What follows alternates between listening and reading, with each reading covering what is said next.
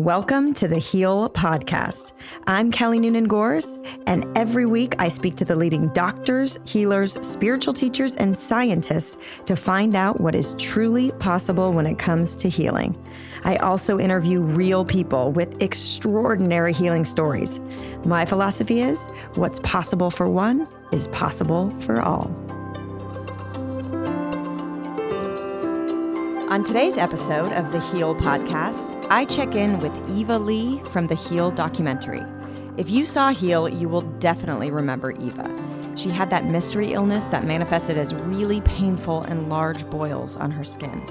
After at least 12 conventional doctors and specialists had no answers or diagnoses for her, she agreed to let me and the cameras follow her as she explored more natural healing modalities in search for the root cause of her mystery illness. Her scene doing EFT, or tapping, with Patty Penn was definitely one of the most powerful of the film, and her courage and vulnerability still leave me in a state of awe and gratitude to this day. Today, we find out how she is doing, what more she has tried and discovered, and if she has finally been able to heal. Eva, thank you so much for coming back. Thanks for having me. So, I mean, you were the darling of Heal. I think I still get messages inquiring as like, what happened to Eva? What happened to Eva? What happened to Eva? Right. We want to hear what happened to Eva. I think in the first 2 years after the film was released, my team got like hundreds of messages from people all over the world saying, Eva has this, I know she has this, I know, and we're all different. Right. And so I kind of was like the funnel, and I sent you maybe 1% of those to explore, but it just, it was just so overwhelming with people's opinions and trying to help. So I would just love to hear from you before we get into any specific questions, like what has your life been like since Heal? Well, it's funny you say that with all the onslaught of messages, because I think even without using Heal as the connector, people were reaching out. Somehow they'd find me on Instagram or Facebook, and I get these random messages with these long stories, and then they would recommend things or ask how I was doing or just wanted to reach out. And so it was really, I think, surprising. I don't know why. I should have assumed maybe that was going to happen. But it was touching, because I think for me to think that people take the time out of their day, that it resonated with them somehow, and they actually got emotional and sent me emotional messages and was worrying about how I was doing. I'm like, you don't even know me. It was overwhelming in a sense in the beginning. Yeah. And I think I got used to it. I'm like, I don't have that. I don't got that. I already tested for that. Yeah. But that is so cool, because you did move so many people by just being vulnerable and being willing to go through a kind of healing investigation and a healing session on camera. I mean, I asked you to do it. I was really excited to get it on film. None of us were prepared for the emotional kind of release that you had. I wasn't either. And breakthrough, which is so beautiful. But if I thought about it, like, I don't know that I'd be able to share with, the world. Yeah. A healing session. I don't think I thought about it in the moment. I think I was going just, rolling with the punches in a sense, because I was curious myself to see if it would help in any way, because we were experimenting with a lot of treatments, and, Heal was kind enough to help me and offer me things that I had never heard of before, as to explore and see if there was something that I could find, or some resolution. So I think I just kind of just lived it in the moment, and it just, it opened up a lot for me, and emotionally, and dealing with some things, and with Patty, and thinking through things, and even reflecting now, it's, in the beginning, I think I dealt with the emotion after. So I even remember at one point, I think I was emotional with you with something you did, or a different interview where you mentioned me, and when I thought about it after, I'm like, why did I react that way? I think it was one of those, like, when people mourn, that sometimes it's in different times and different ways, and for me it kind of happened that way. So I think a breakthrough for me came even much later than the film, but it helped, kind of was the catalyst to get me to another place. I mean, you were triggered by something I said, and it made me be more conscious of how I was presenting information, or my opinion, or who am I to have an opinion on anybody else's experience? I have been, through my healing journey, just, excavating whatever subconscious beliefs and programming and triggers and traumas that I have and trying to become aware of them so they can heal. Right. I now look at my emotional triggers when someone triggers me as like a alarm bell going, that's a signal, like, go look at that. Yeah. Why are you getting triggered? So it's beautiful that we basically ripped off a huge Band-Aid and exposed a wound. And that's like kind of what I learned from your experience, is that healing past trauma is as painful, if not more painful, than when the trauma actually happened. And to be very sensitive of that. That's why I think healing journeys, like, some people can just, walk on the coals and do it quickly and, do ayahuasca and like get punched in the face and like do the gnarly things. And other people, it's like the trauma is so painful, you got to do it like little steps at a time. And it's strange. It's not that, I relive that same trauma. I think it's the repetition of how you react to things because of that trauma that I was experiencing and recognized that, because I don't think about the past in that sense or have regrets in those moments. But I think what it exposed to me was it created that reaction that I have to things because of the precedent it set for how I would do things going forward. So I came to realize, there's, I'm having some weird reactions to things and people, and it's from that. So even after the fact, I kind of shut down for a little while and really reach out to friends or people that were close to me in my life. I think I needed maybe a pause to rethink things, because I was realizing how people were actually reacting, friends of mine reacting to me and being in heal. And I think my expectation level was, because I'm such a private person in that sense, and I was very vulnerable, it created an emotion for me like, well, how come you're not reacting to this like I'm expecting you to, maybe you should be more caring, or maybe you should ask me more questions, or maybe you should ignore it. I didn't even know what I was thinking or trying to digest at the time, or what I was looking for. But I felt like I was in this weird, always on edge for a while with just dealing with it and not really telling many people about it, because I wasn't sure how they would react to it and then how I would react to them. So it was a lot going on for a couple of years after, I think, everything that happened, with the debuting and people's reaction to it.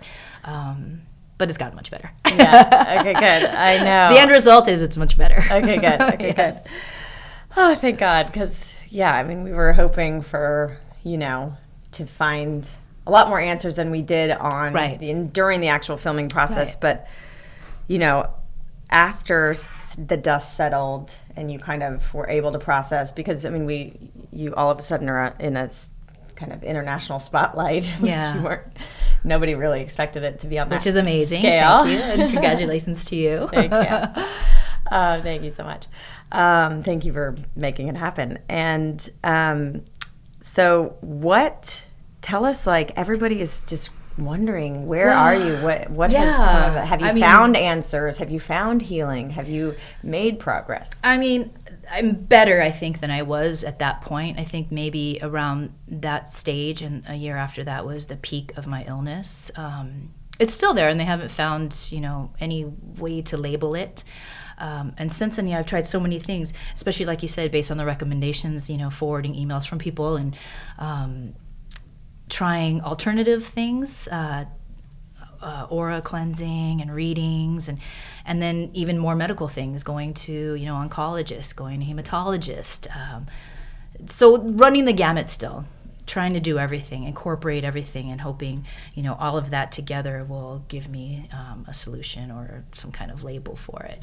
But it hasn't. So even in that sense, with doing all of that and eliminating all of the things I've tried, I've just come to realize there's certain things that are my triggers with the illness that I need to be aware of and avoid those things, certain dietary things, certain stressful, situations that hard to avoid, but at least I know in those moments, like, okay, this is wiping me out. So I'm going to have a down moment, right? Mm-hmm. So I'm much more conscious of those things. Sunshine, right? Even, being exposed to sunlight, to too much, like I try to do little increments because I'm really lacking a lot of vitamin D now. So in my, when I do get my blood work, they're like, okay, you need supplements. And I was like, okay, maybe I'll try to go in the sun for like 10 minutes or I'll do light, overcast sun. And I just don't lay out there like I used to anymore though. And I still try to cover up a lot because for instance, I would think I was just in the sun over the weekend and I was sitting there in my chest and now I have a little breakout. Like it's an immediate, like little,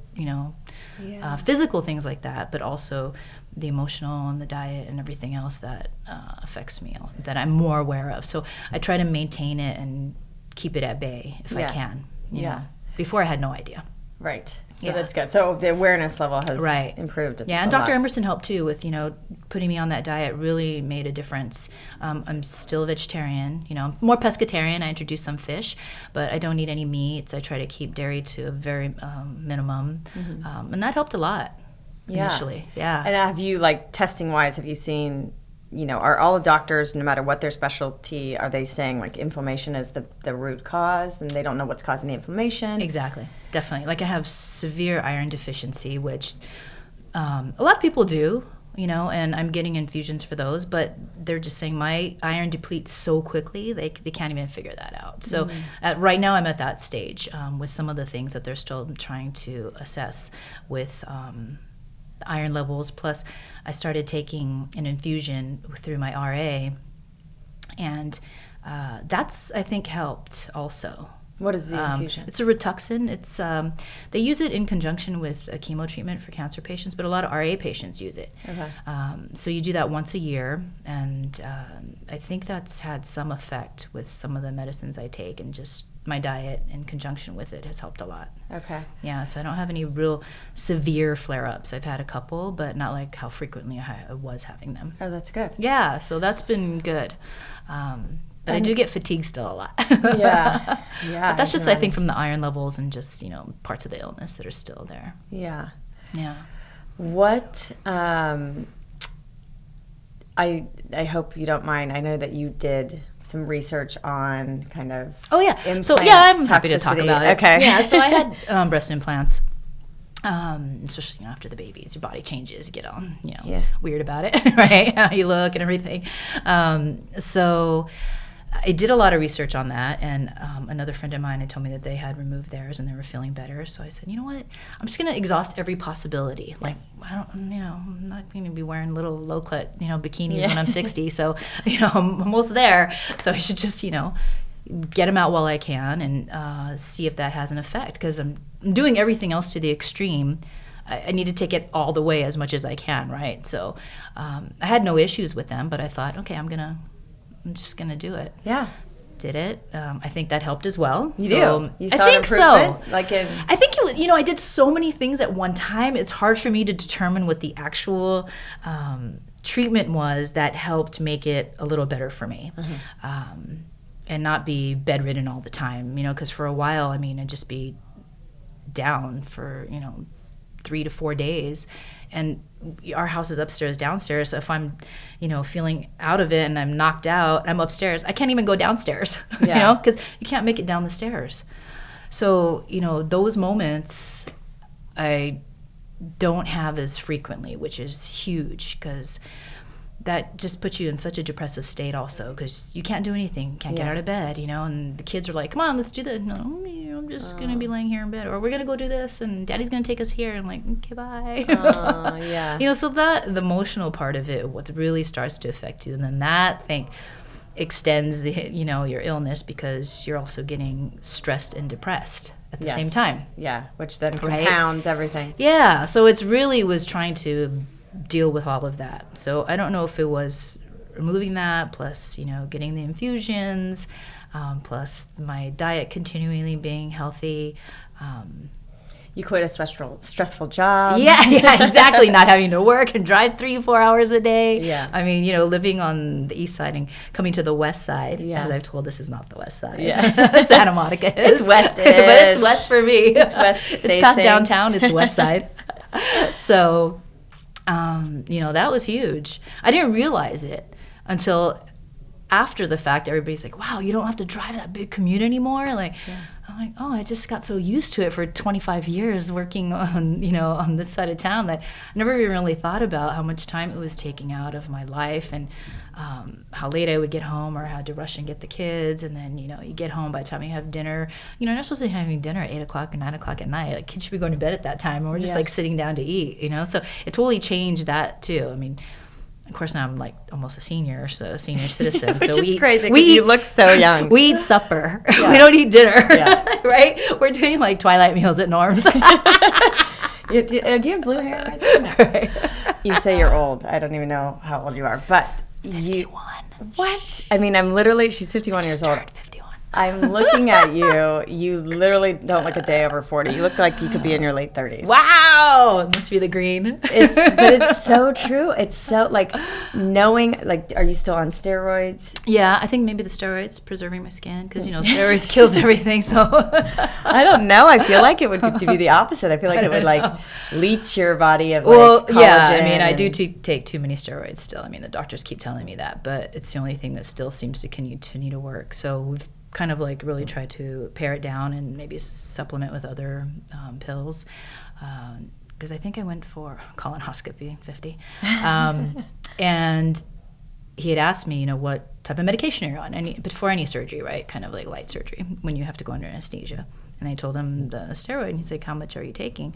And at this point, 2.5 to 5 milligrams maybe every day, every other day. And he's like, wow. He goes, you need to stop taking that amount of steroids. I'm like, oh, it's nothing. I used to take like 10, 20 a day, a few hundred a month. I mean, I used to take a lot of steroids. So for him to say, like, I really recommend, talk to your doctor about getting off of that because that's a lot for your body to take. And how long have you been doing it? And I told him, well, it's going to be like, 8 years now. Oh my gosh. And he's like, oh, that's could be the death of you. So please stop. I go, okay, thank you. Thank you for reminding me. Because, you go through illnesses and you become so used to them that at some points you forget until you have those moments of flare-ups or inflammation, and you just go through your daily routine without realizing, I'm like, oh, I still have this really, weird illness that can really take me out if I'm not careful, because sometimes you forget because you just, wow, everything feels great, you're back to normal, and you push yourself. Like, for an example, I spent the day with a friend of mine, and we hadn't seen each other a long time because of the pandemic. And then we tried to take a walk on the beach, and you're talking, and I'm thinking, oh, this is great. Like 25,000 steps later on the pedometer, like, wait a minute, I'm exhausted. Way too much for me. So I already knew something's going to happen. And that night, it was just like, all my joints were swollen. I was down for the count for the next day. But, something simple as that. People try to get in 10, 20,000 like every day, no problem. Yeah. For me, I need to even watch the pedometer of how much, steps I'm taking in a day. Yeah. And then you realize, like, okay, I can't exercise as much. I can't even, walk with a friend on the beach like that because it has a toll. It takes a toll. So then you get your hard reality checks. Oh my gosh. Have you seen any integrative doctor that has had any suggestions, or Chinese medicine doctor where you could wean you off of steroids because you do need to wean after this long abuse and replace with something more Ayurvedic or Chinese herbs? Or have you seen anyone that has a solution? Yes, I mean, I have seen people. I've seen Chinese doctors, acupuncture, things like that, to try to see if that would help. And usually to really experiment with it, I'll go off of the steroids for a few days before, and then I'll have the appointment, go through what their process is, and try to incorporate it for the month. But after, normally, if I'm off the steroids for, I don't know, I think the longest I've tried to go off it is a week to week and a half, I start to feel the flare-ups coming on. And once I start to see a flare-up coming on, I'm at the point where I'm not going to let it get to a really bad point, because then it's really difficult unless it's something that triggered immediately. But when I feel it and it's coming in slowly, then I'll take a dose of steroids to keep it at bay. Yeah. And that seems to be the only thing. Because I've tried, they put together a lot of herbs for you, and, especially in things tailored for women and inflammation. And you boil that into a soup and you drink those, that herb remedy. And it feels good, of course. You get an energy from it and you feel good. But only lasts so long for me. So it doesn't have a long-term effect that I've noticed yet. Yeah. So if, and I can continue it and see. But then sometimes when you get these infusions, they're like, don't take anything natural or get off the vitamins so you can do the infusion because we don't want anything to, interact with it and create some kind of reaction. So you're always, like you said, in the cycle of, okay, now I can do natural, but now I can't because I need to do this infusion. And then, so it's difficult because you can't incorporate both, right? Yeah. Sometimes for some doctors. Some say yes, drink ginger, drink herbs, and then take medication, you'll be okay. But when it comes to some of the more intense medications or the infusions, are like, we don't want you to take any vitamins prior to. So just go off of them for a couple weeks before your next infusion. Now, you are someone who is in the business of taking care of everybody else. Mm-hmm. I've talked to a few people that have realized that their condition was kind of a wake-up call and like a forced surrender to allow them to receive help for the first time in their life, to receive other people taking care of them, because they've never allowed anyone else, they've been doing the taking care of until their body broke down or whatever. Right. Have you been aware of that aspect of this? Has that been a part of your journey? Are you letting Mike and the girls take care of you more, or are you just kind of still going at it alone a little bit? No, Mike's great. He helps with the kids so much. I mean, it wasn't for him, I wouldn't be able to, because, he takes them to school, he'll try to pick them up, he'll, if I have to, I will, but he tries to alleviate all of that, get up in the morning and get up in the afternoon, because the girls are back in school now. They started back in March, so the pandemic helped because they weren't doing anything for a year. We're just all home hanging out. Right? Everybody got a little reset. Yeah, exactly. But that's huge. There's a flip side of the coin to that too for me, I think, is because you're in the role of knowingly or unknowingly always taking care of things, people are used to you in that role. Mm-hmm. So I think it's hard for them to realize that when they need to step up, or when they should intervene, or feel that the person who's always taking care of things needs to be taken care of. Mm-hmm. So that in itself is a separate challenge, I think, that I noticed, or became aware of. But I'm open to it, of course. Yeah. Please take care of me. Yeah. And it happens, definitely. It happens. And, people start to realize, oh, okay, so if she's asking for help, maybe we should help, right? Because at some point, I think I broke down, like, I need some, like, acknowledgement here that I need something. You're dealing with something major and massive. And the reaction I got from it was, well, but you're always the strong one, like, I'm not used to that, having to take on that role or being there to help you. And am I accepting of it, or would I be? Like, I think there's a lot of things that, just organically happen like that, So when you're in that role, it's hard to, yes, you want to surrender to it, but those people have to surrender to it as well. It's not just you. Yeah. So that all have to create this, like, Yeah. You have to ask between for it, everybody. But then you have to. Yeah. And then, asking for it becomes awkward, right? So then it's like, they're like, oh. And then, like, You're hoping that they just step up. How much do I do? Yeah. How much do I want them to do? Because once you've asked, it's out there in such a weird way, right? Yeah. It's awkward. So it's framing it and phrasing it and dealing with that portion of it and making that something that's become the new normal is hard too. I probably would be the same way, where I wouldn't ask for help until I know I'm on the breaking point. Right. Yeah. I mean, to the point where you're like, when you're crying out for help, and, now I realize when people say they cry out for help or they're in, depressive situations and it's hard for them to reach out, I can empathize with that now. Like, I never really understood that as much as before, when people would say to me, oh yeah, I'm depressive, or I take this because I'm depressed. And I was like, oh, okay, because I think if I ever had depression, I always pushed it away, right? I never recognized it. But now I've come to realize, like, oh yeah, that's a serious situation. Because when you're desperate and you need to cry out for help, it's hard to do. And once you do, sometimes you don't get the reaction you want. Then you're still at a loss, and it even makes it worse. And then that compounds, your stress and your depression and everything else. And then you need to, like you said, turn around and look at things in a different way, and then really rethink things. Yeah, so it's an interesting journey for sure. It's been, but overall it's better now. Yeah. And still improving. Do you are you still every day trying to find answers, or are you just you find one answer like the infusion, then you just want to coast for a while and like not think about it because it's just draining to even be searching all the time. Yeah, I think that's a good way to put it. It's draining sometimes to be research on time. But of course you want to, because if you're not getting answers from your doctors or from your alternative medicines, you're like, okay, let me, and it's sometimes going on the internet, that's not the best thing to look for research. Rabbit holes. It can get kind of scary because you're like, wait a minute. I probably only have a year to live. Let me update my will, So you go through those things too because you're like, well, what is it? How bad is it? There's people out there with worse conditions, where does it lead to? So I'm always, telling Mike, okay, here's all the paperwork and here's everything here, just in case, you always are guessing things now. Maybe even when I have to go under anesthesia for like just common treatments, like, endoscopy or something, I'm thinking, oh, okay, what if I don't wake up from it? What if pill I'm taking now is going to, interface with that? And yes, they know their work, but obviously they don't know what I have, so they don't know everything, right? So I get concerned about that, and I start putting all my paperwork together. So you start thinking of things you normally wouldn't at a certain age, I think, for most people, right? If you haven't planned out your life perfectly, right? Exactly. Yeah, so you start to like, okay, let me get this paperwork in order. Let me be sure this is in order. This is where all the stuff is for this.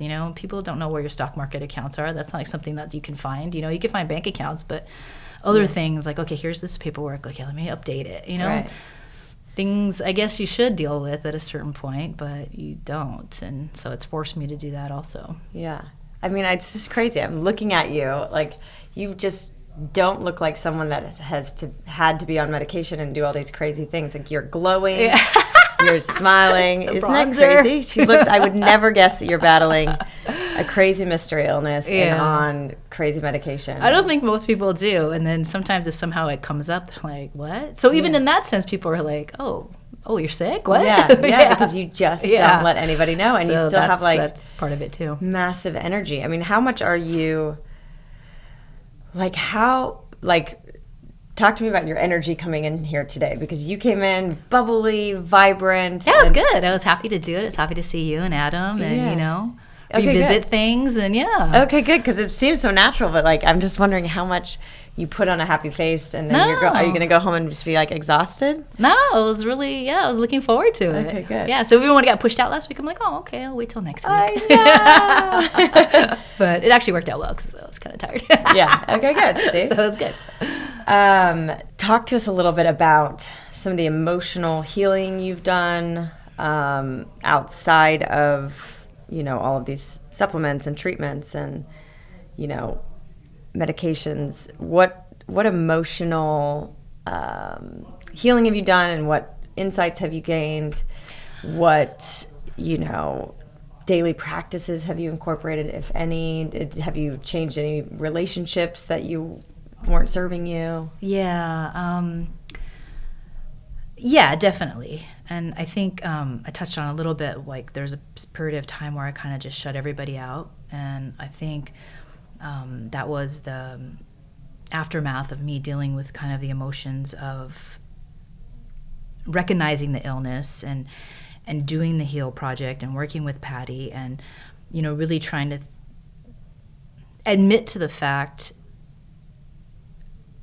did my relationship with my mother or my childhood have such a profound effect to the point where I either pushed it out, didn't deal with it, and, how much is it affecting me now? So I started to work through some of that and thought about it. And, you go back, you rethink history. Of course, everybody rewrites history to some degree to their benefit, right? So I was trying to look at it really objectively more, was I the victim, or that I created, or was I really the victim? Or, there's facts, of course you can go off of, but you don't know how much is your fault as well, right? I was a rebellious child. I was such a rebellious child that, that it created this worse situation than what it already was. Or I became that rebellious child because of the situation. So there's things I did start to question, and the emotions of going through that.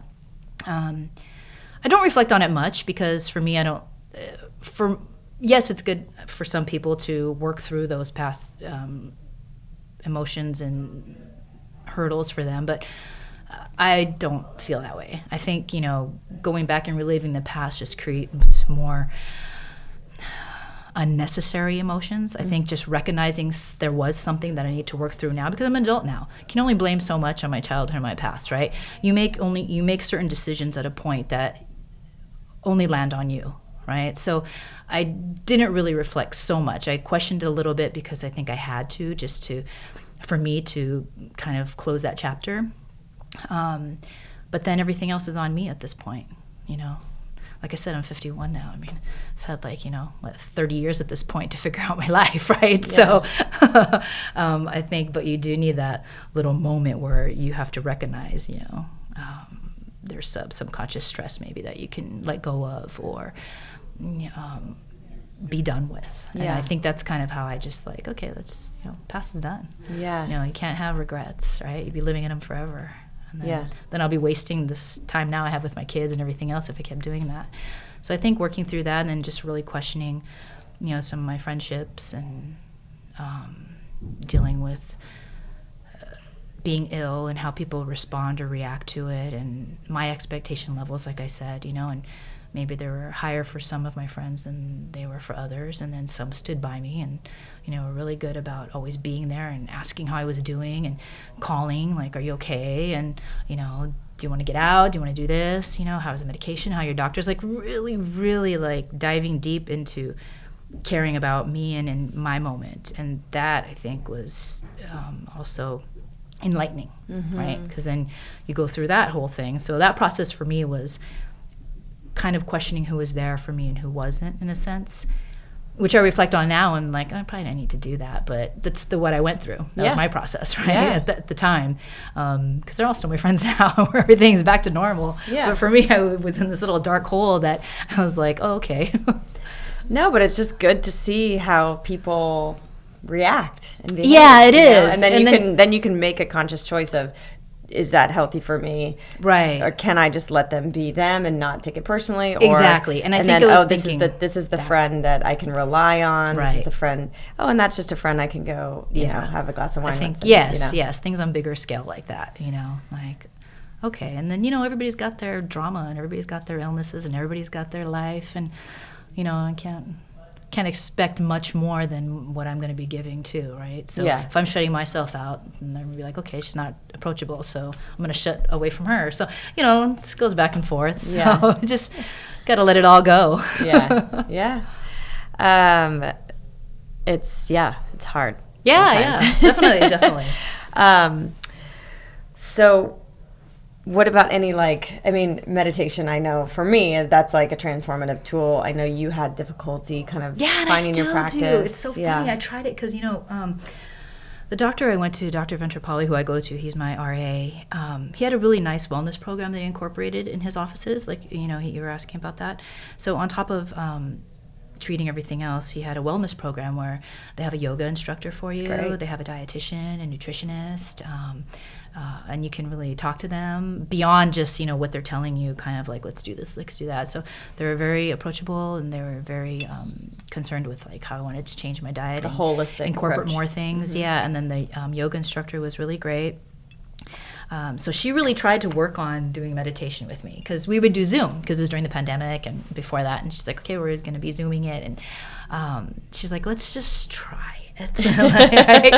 I'm going to be here and just follow my lead, just lay down, let's give it a try. So we did it a few times, and I think I was trying so hard that I can never get there, because I'm trying so hard to not do anything, but that trying so hard is me doing something. Yeah. So I can't ever get to that place of being neutral, right? It's so hard for me.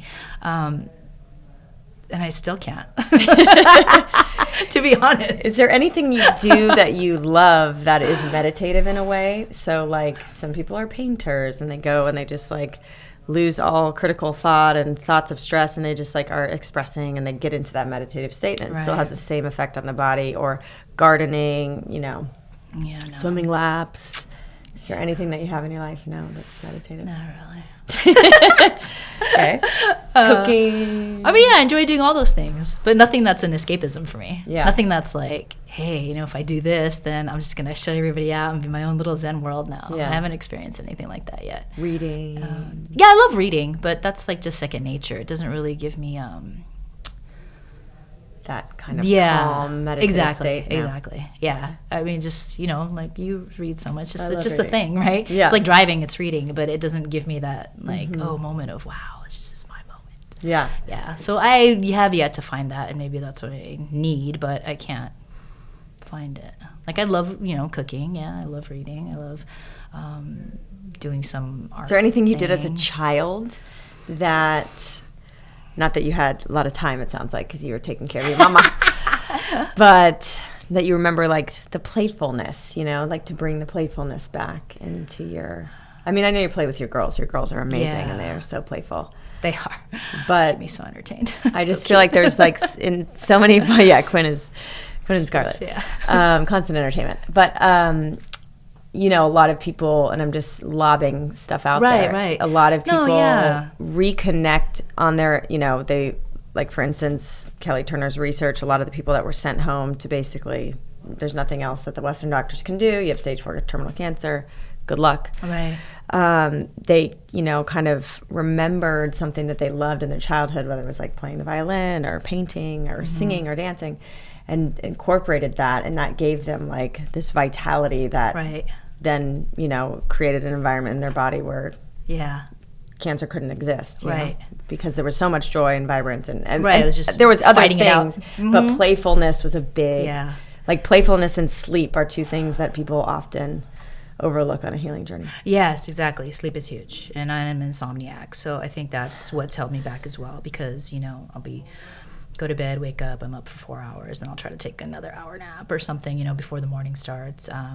So that's something that's been an Have you issue. tried like THC? Yeah, CBD, that helps a little bit, melatonin, but I don't take too much of that. The CBD helps sometimes, but not, it helps, but it's not a cure for insomnia. Right? Yeah. Because I don't know what triggers my wake up. Like, sometimes I'll be exactly at 3 o'clock every night for like a month, and then I'll be up till 5, and then I'm like, oh, let me go back to sleep for a half hour, an hour, please. Or sometimes I'll stay up till 3 and then sleep from 3 to like 7. So it changes in I don't know if that's because I'm doing that or something's going on. There's like hormonal, my sleep patterns changing, organ detoxification. Yeah, so it's always something like that. And going back to your question about finding something that's joyous, I mean, I don't know. I do so many things anyways. I don't try to limit myself, and maybe that's why I have flare-ups more often sometimes too, because I try to be conscious, but I don't hinder myself unless I can't do it physically. Do it. So I don't know if there's any one thing that I could reflect back to that would make it, because I still do all of those things anyways, Like, we went ziplining, and I was like, oh, that's fun. Like, I like adventurous things, Like, I used but there's not one thing. jump out of planes or doing things like that. Like, I like doing it. You do? You skydive? I've used to, yeah. Oh, okay. Like, when I was younger, I tried it a few times. Now that you have kids, you rethink things that would put your life in danger. True. Like ziplining. I don't think I would do that. At one point, but the girls did it, so I'm like, they're doing it, I'm going to do it. Yeah, right? yeah. It's so fun. My 9-year-old, has enough crazy. energy to do it, because she's one of the youngest they've ever seen on the zip line, they said.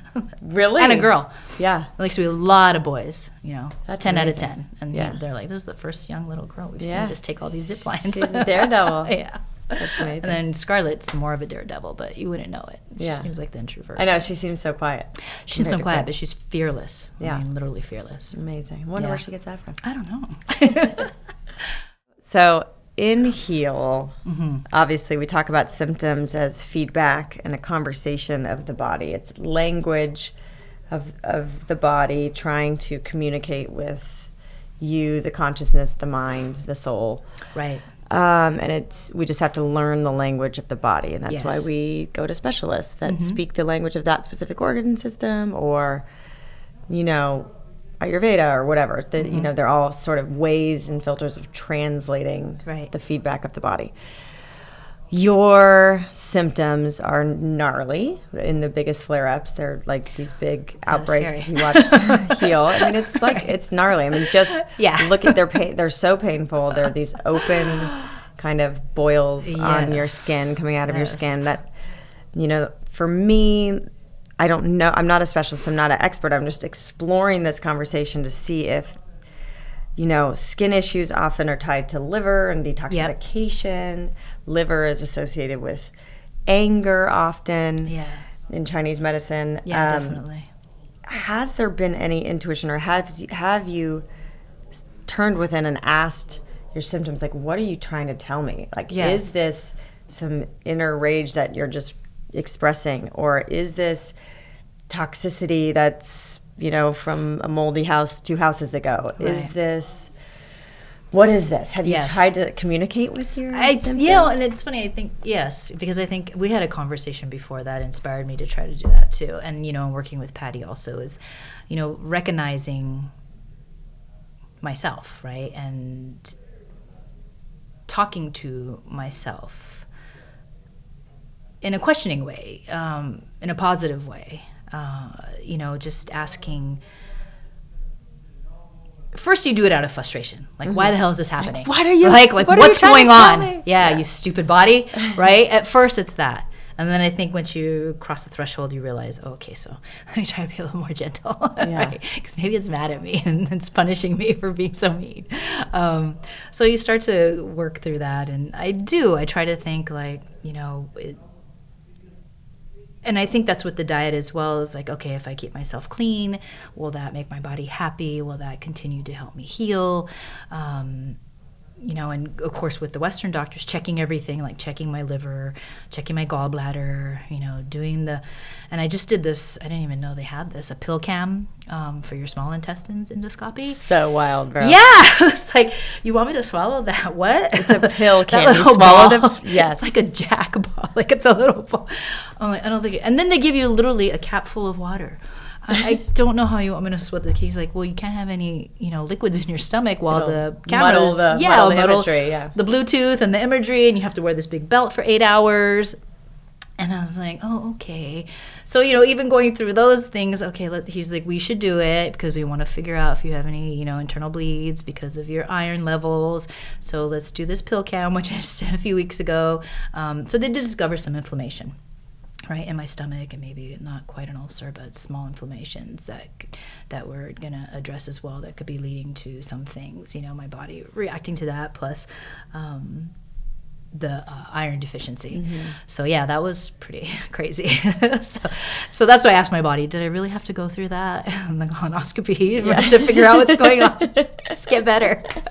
Right. Let's go. I mean, at least you're in conversation. Yeah, and I think it's better for me because I've always just been so naive to associating your mental health with your physical health. Mm-hmm. I thought they were just one and the same. Yeah. I didn't realize there actually is sometimes a separation of the two, right? Because your mind is so strong. And it creates such a world for you that you live in, either your pocket or not. Then you really, okay, wait, everything works together. There's some synchronicity here. It's supposed to happen that I should be aware of at this point, in my life. And I think that's come to light a little bit as also. Yeah. Yeah. I mean, I don't have deep conversations, trust me. Yeah. Yet. Right. What have you tried any? This may be very obvious, and you could be like, "Yeah, I tried it all." But I'm thinking of, because of the way it's expressing, it's like heat releasing almost through these boils. Right. Inflammation is obviously systemic, and it's not acute to heal an injury. You have this systemic inflammation that is maybe expressing through your skin. Cryotherapy, cold plunges. Cold plunges, yes, because of Iceman Hoff, I think. Yeah. Right. Hoff, So sometimes I was looking at that and I'm like, okay, let me try really cold showers first, because he has that 30-day challenge where you do these like 1 minute super cold showers to kind of introduce you to more coldness. Mm-hmm. So yes, trying that, which I think does, it regenerates you for that day, and I think somehow your skin feels different too when you do these cold. I think it's like showers. It like flushes toxins. It gets your capillaries bigger. Yes. I do gets your feel blood something and oxygen different. and everything. Yeah. Flow. I even had tried Mike do it. I was like, you have to do this challenge. We have to do these like really cold showers like in the morning for 1 minute after. So he tried it too, and he really likes it. Yeah. So I always do at the end of a shower. I'll still take a lukewarm shower, because I did have a dermatologist say, if you have inflammation, don't Don't use hot waters. Don't drink eat hot spicy water. food. Drink lukewarm water. And also don't drink super cold waters because it's a shock to your organs. So there's so many little things that you try to incorporate that become natural that you don't even think about. Like, I know, why am I drinking this? And that's why I've never liked ice cold water. I was wondering why. He's like, because you shouldn't be drinking ice cold water. Your system shouldn't be taking that in. Your body's it's room temperature, lukewarm, showers as well with inflammation, especially skin inflammations. Don't take hot showers. Why are you putting more heat on top of heat? And then don't eat a lot of spicy foods because you're putting more heat internally. So there's so much that you realize, I need to, because, I'm a big spice lover. I mean, everything hot I love. I mean, we have a whole shelf in the refrigerator with spice. And now I've got the girls on it. I'm like, they shouldn't be eating so much spice. I know. It's so hard. It's so hard to give up things you love. Yeah. But it all works weird ways think about, I just ordered my cold plunge thing. And nice. I haven't done Wim Hof's breath work, but I do breath work, like the holotropic breath work or the ecstatic breath work. And I think breath work is like some of the most powerful healing. I just had a crazy experience a couple weeks ago that was like more intense, almost as intense, if not more, than ayahuasca when I did it. And ayahuasca, I was like, whoa, dude, that's like so intense.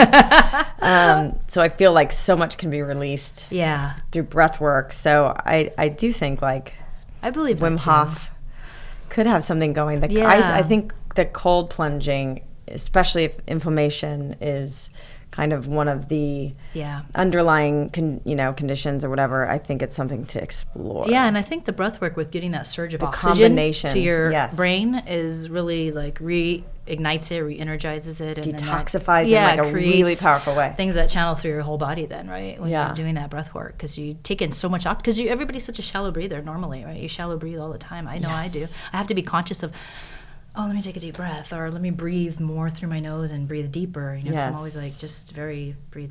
Everybody who's listening, take a deep breath through your nose, into your belly, hold it for a couple beats, and out through your mouth.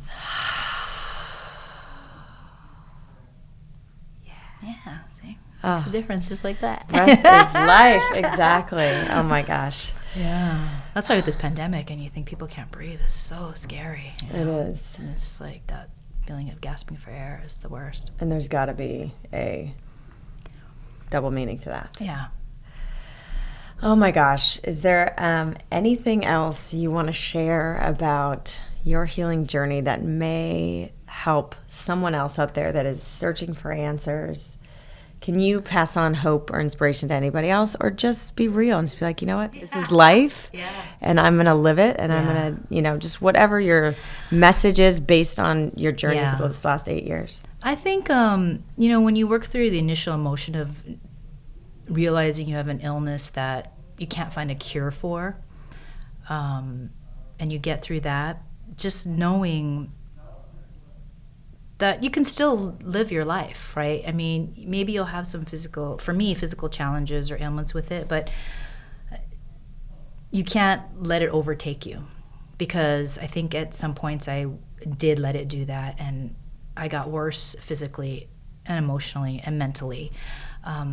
But once you break through that and know that as long as you're aware of it and you're dealing with it, and eventually there's going to be something that might be a cure, or if not, I've incorporated enough into my daily life that I'm still okay, that I think I'm still okay. Maybe for some people I am, some people I'm not, like, you have no challenges, or that's a huge challenge, but I mean, it's only what you deal with day to day and how you approach it. So I think just knowing that there's always light at the end of the tunnel somewhere, it could be a pinpoint, it could be a big major, beam. Yeah, headlight, but it's there. You just, just keep focusing on it, and you get through it. Scale of 1 to 10, how strong is your belief that you will find answers and heal? Probably 8.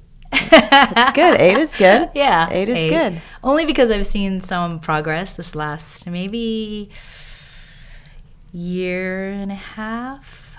I've seen more progress with just, the diet practice, plus with working with the doctors. And maybe because, like you said, I don't have as much stress as I used to, not working day to day and doing the rat race made a difference as well. I still, try to do things on my own because you also need to keep your mind alive, right? Because when you don't do things or you become stagnant or people retire and then you just, life begins to crumble. So you always got to keep it active in a positive way. Stimulate, something that stimulates you. Exactly. Yeah.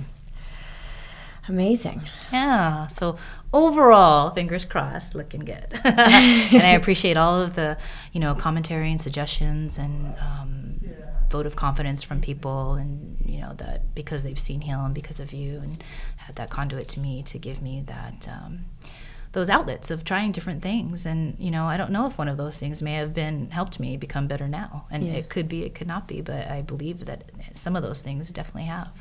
And I appreciate that. And if someone listening has some sort of intuition or wants to reach out with just a loving message or perhaps a suggestion, are you willing to share your Instagram handle? You don't have to. Oh, yeah, of course. It's just where can people find you? Eva Lee M. EVALEEM on Instagram. Eva Lee M. So you can always message me through that. Message you. Yeah, Definitely. Yeah. I've gotten some really beautiful messages and suggestions, so it's really nice to see. Yeah, and you just never know. Someone might have a a clue or suggestion that leads you down the path that gets you to that answer, that final answer. A lot of different similarities with people's illnesses, but so. And just to receive all the love that I've received about your scene in the film, because I believe, even for me, I cry every time I watch it, which I haven't watched it in many years because I watched it 100 times. It still gets me emotional too. I think but it's such a beautiful, such a beautiful, powerful scene, and I think just by watching, people had a very cathartic experience. So you, even though you're still on your journey, you helped other people on their journey and crack something open in them. And I hope you know that. Yeah, and I think that's helped also, knowing that my sacrifice has helped others. At the time, I didn't realize what an impact it would make. I was just... I was just happy to do it and happy to work with you on the film and be a part of it. So it was a very nice moment for me. Yay. Thank you. I love you. I love Thank you you for coming back and sharing your progress. Yes, and thank you for having me and remembering me. We could never forget Eva Lee. All right. Adam. Yeah. He's in the background. Shomer. That's our producer, Adam, is sitting here holding space and being amazing. All right, thanks everybody, and be well. Thank you. Thank you for listening to the Heal podcast. Be sure to tune in every Thursday for more empowering wisdom and inspiring healing stories. Oh, and make sure you hit the follow button on Apple, Spotify, or wherever you listen to podcasts so you don't miss that one episode that holds the answer you've been searching for. And if you feel inspired, we would love you to rate and review us so that we have the opportunity to reach more people. And of course, you can follow us on Instagram for some behind-the-scenes fun and more inspiration at Heal Documentary and at Kelly Goris. Thank you so much, and be well.